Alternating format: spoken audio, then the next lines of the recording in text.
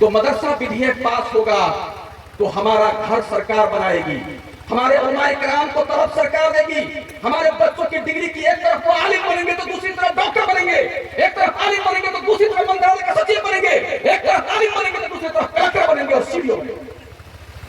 तो कौन है जो नहीं चाहता है कि मुसलमान इस देश में आगे बढ़े? किसकी सरकार है?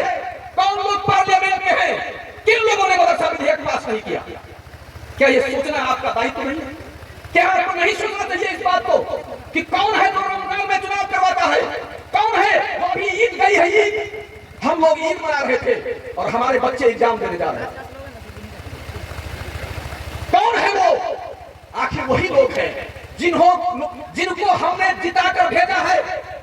सब पार्टी के लोग वहां हैं, लेकिन मदरसा विधेयक आज तक पास नहीं हो रहा है, जनसंपर्क से प्रतिबंध नहीं हटाया गया है। तो हम आपसे कहते हैं कि आप अपने अधिकार के लिए उठ खड़े होइए। इस्लाम आपको सिखाता है कि कहीं पर भी जुल्म हो रहा है, किसी पर भी जुल्म हो रहा है तो उसके खिलाफ में लड़ो और उठ खड़े हो जाओ। तो दूसरों को तो छोड़ दीजिए, आपके ऊपर जो जुल्म हो रहा है उसके खिलाफ में आप उठने को तैयार है या नहीं है?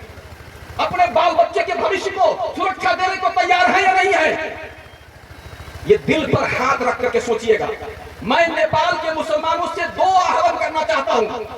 अगर आप चाहते हैं कि इस देश में सम्मान की जिंदगी जिए, अगर आप चाहते हैं कि राज्य के सभी निकाय में आपको भी समानता का अधिकार मिले, अगर आप चाहते हैं कि बराबरी के नागरिक बने, तो आपको उसके लिए संघर्ष करना होगा।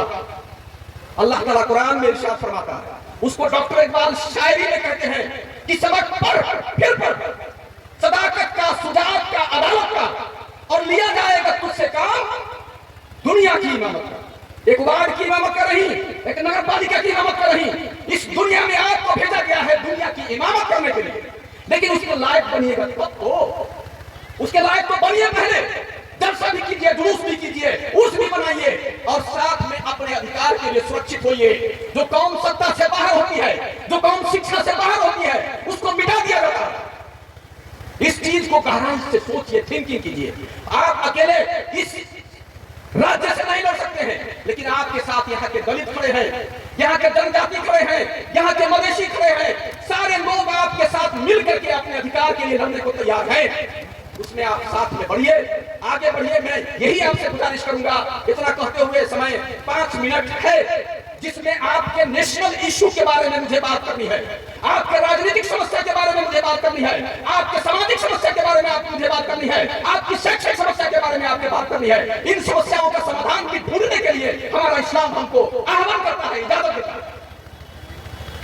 हमारे उलमाए किराम निश्चित रूप से आज बहुत उम्दा तकरीर होगी और इन तमाम समस्याओं के बारे में विचार होगा। आप आगे बढ़िए। रिजवान अंसारी को और आपका नेपाल संघीय समाजवादी पार्टी को, इस बस छाप को आप जहां भी ढूंढिएगा आपके साथ ये खड़ा मिलेगा और तमाम नेपाल की उत्पीड़ित जनता को साथ में लेकर के आपके साथ आगे बढ़ना चाहता है। फिर से मैं इस जलसे की कामयाबी की पूरी दुआ करते हुए अल्लाह ताला से अंत में कहूंगा कि नया जमाना नए सुबह शाम पैदा कर,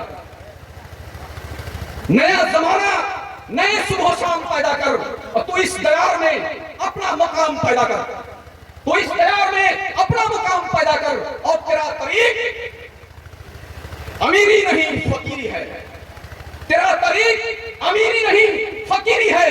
और खुदी न बेच, खुदी न बेच, गरीबी में नाम पैदा कर, खुदी न बेच, गरीबी में नाम पैदा कर। एक न एक शम्मा अंधेरे में जलाए रखिए, सुबह होने को है माहौल बनाए रखिए। अस्सलाम वालेकुम।